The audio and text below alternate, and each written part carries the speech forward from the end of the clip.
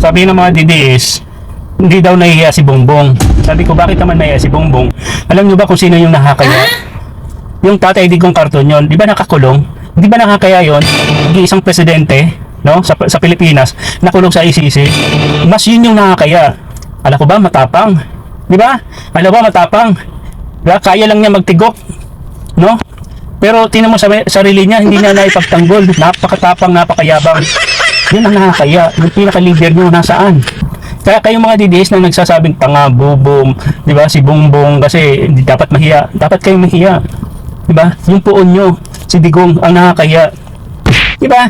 International na yun. Kalat na kalat sa buong mundo. No?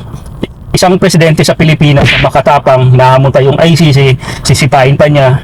Tapos ngayon, nagmamakaawa sa ICC. Di ba? Nasaan yung tapang nyo, mga Duterte? Nasaan na? Di ba? Yung mga tapang nyo, katulad ng mga supporters, yung mga DDS na nagko-comment dito, napakatapang. Di ba? Ganyan na ganyan yung Digong, si Sara, si Baste, mga Duterte. Pero pag hamunin mo, pagsabayan mo, duduwag naman eh. Sino nakakaya? Si Digong o si PBB? Comment below. Hello! Ano? Sino ngayon yung nakakaya? Si PBBM na kasama ang pamilya during Christmas at saka New Year? Or si Duterte yung karton, si tatay yung karton na nandun sa dahig nag-iisa, walang kasama. O, di ba? O, di ba? Yun yung nakakaya. Wala kang kasama during Pasko, bagong taon. Isa kang magiting na presidente noon sa panahon mo. Napakatapang na presidente. Tapos ngayon, malungkot ka during Pasko. O, nawala yung mga chicks natin, di ba? Nawala. O, yan ang sinasabi ko sa iyo, Digong. Yung panahon na yon, sabi ko, darating yung time, which is ito na yung time na yon, na talagang mabubulo ka sa kulungan. Makukulong ka talaga, hindi ka na makakalabas dyan. Dahil yung mga ginawa mo nung panahon na yon, dyan sa fake war on drugs na yon, marami kang babayaran. Kulang pa yung buhay mo, Digong. Libo-libo ang mga pinatay mo. Hindi, di ba? Dahil bilang isang presidente, di ba, nagdeklara ka ng war on drugs. Pero ang ginawa mo, yung mga civilian, di ba? Pero yung mga pinuno ng mga drug lord, yung mga talaga malalaking protector ng mga pulburon, no? Hindi nakukulong. Bagkus pinalaya mo pa, tinulungan mo pa, ginawa mo pang kabinete, di ba? So yun yung mahirap, no? So sino ngayon ang nakakaya? Duterte, si PBBM. Si PBBM lumalaban pa sa hanggang ngayon sa corruption, okay?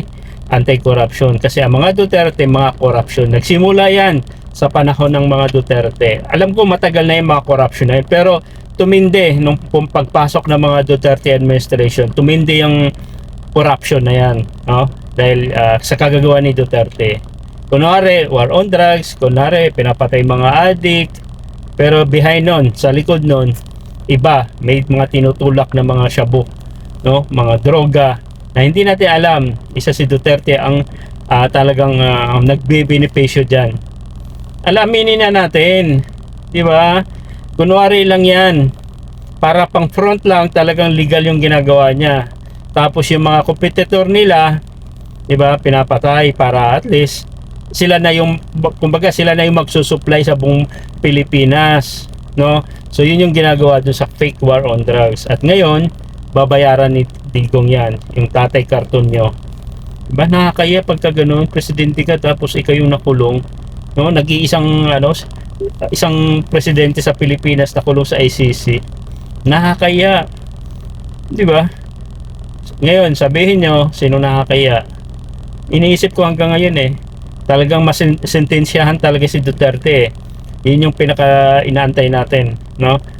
So, ganun pa man, si PBBM pa rin ang pinaka the best president dahil napakulong niya yung best corrupt si Digong nyo, no?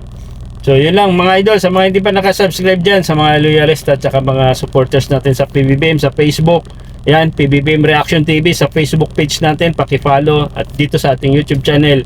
So gagawa ulit tayo ng mga reaction video para dito sa ating mga Duterte na yan, yung mga DDS na yan.